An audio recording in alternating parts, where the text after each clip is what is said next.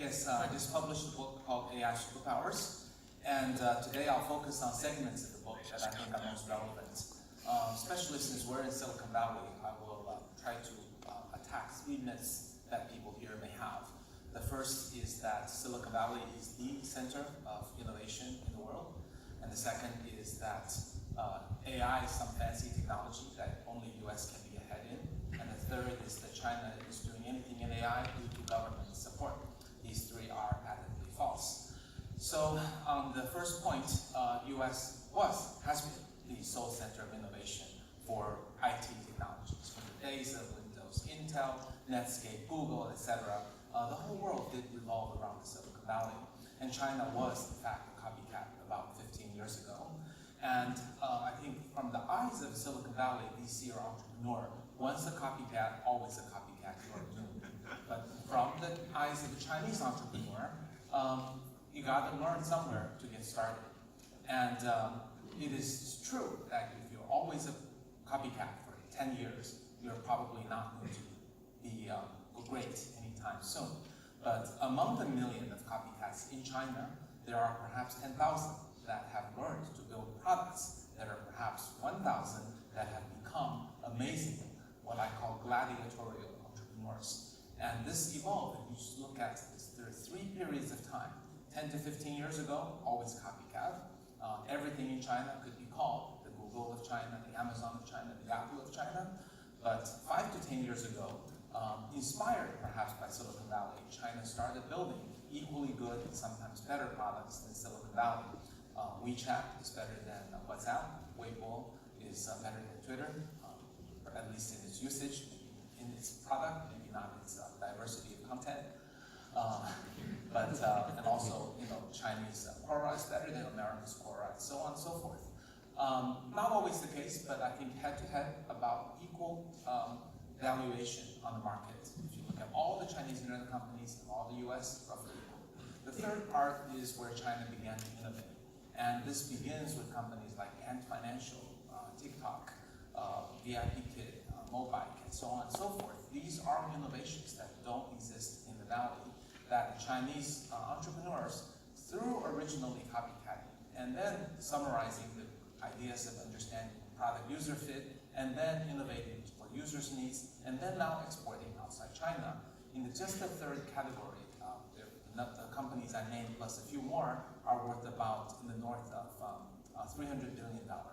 And these are companies that take me 5 minutes each to explain what they are because there is no equivalent product in the United States. So I think that's my first point. And if you study actually how the companies were made, I would argue that Stanford Business School should study them in parallel to Silicon Valley innovation. I'm not saying they're better, they're just different.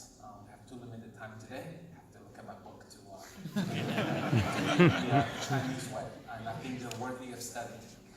Maybe I'll give one short summary sentence, which is that when you're in an environment where copying is not frowned upon, this is not IP theft, we just copy, sort of like Facebook, what they did to Snapchat, if you will. If you're in an environment where copying a feature is not frowned upon, the only way to build a sustainable business is to build one that cannot be copied. And that is the root of the Chinese model of innovation. So that's the first point. The second point about AI,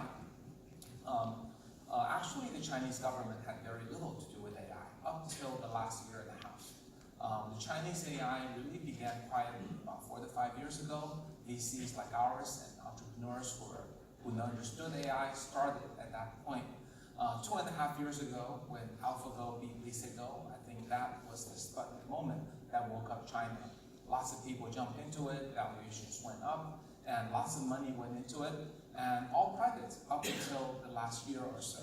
So I would argue the fact that today, looking at the level of AI in China, the primary reason really is still that China has a very strong VC ecosystem and a strong entrepreneurial spirit.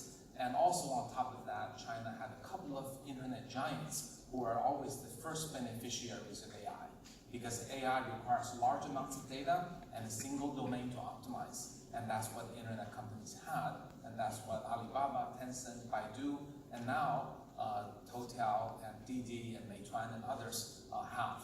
So that really began China in the right direction. Another really important reason is data. China has not only more users, but more usage per user. I just looked at my app usage, and 56% of my time in the last week, according to my iPhone, was spent in WeChat. So you can imagine how much data they have. When I use the American internet, there's no app that has that much data. I think people use the Chinese apps more, they gather more data, and therefore more data creates better AI, which is incredibly important.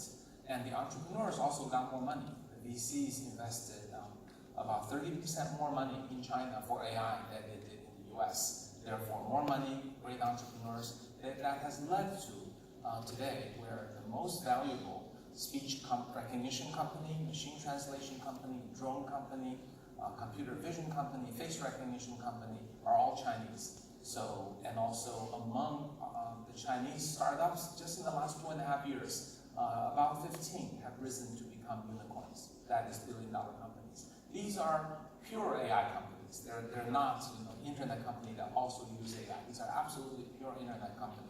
They build robots or computer vision or speech recognition or chips and so on. And we are fortunate to have been investors in 5 of them. So these are a lot of evidence that has shown that China, because of its great entrepreneurs and ecosystem, plus a lot of capital injected and clearly a little bit of hype, has developed this great AI ecosystem. Of course, then government came to the aid. So absolutely government is contributing to AI, but more in the way of building infrastructure, such as building a new city for autonomous vehicles, building a new highway to help safety on autonomous vehicles, and also in central government document that said AI is super important, and then let each city find the ways to reward and attract more AI entrepreneurs or returnees or established companies to move there. So the government definitely today has a role in AI, is I think a big plus element, but really what began AI, just for the record, is the entrepreneurs and VCs and the internet companies. That was the most important thing. And the last thing I wanted to talk about is that AI creates a huge amount of value. PwC estimates about $17 trillion. It also brings up a lot of issues related to privacy, security, job displacements, and we're running out of time, but just a few words. Because AI is really good at single domain optimization with large amounts of data, therefore AI can do the job of a lot of routine jobs. So if you think about all the jobs in the world, not your jobs, but jobs in the world that are single domain, large data, objective function driven decision making, that is white collar and blue collar jobs, will cover a pretty large percentage of the world's jobs. So dealing with job displacement is one of the big priorities. And finally, to conclude, I think there's a lot of discussion about US versus China. I think US is clearly stronger in research and technology, probably by a decade or by 10x, however you want to look at it, but China is stronger in implementation and monetization. And for now, until the next breakthrough comes out, implementation and monetization is where the action is. And despite all the talks about US versus China, I would like to think the challenges and opportunities that AI affords are bigger ones for us to pursue or face, as opposed to any challenge that one country may have over another. So we are hoping there are ways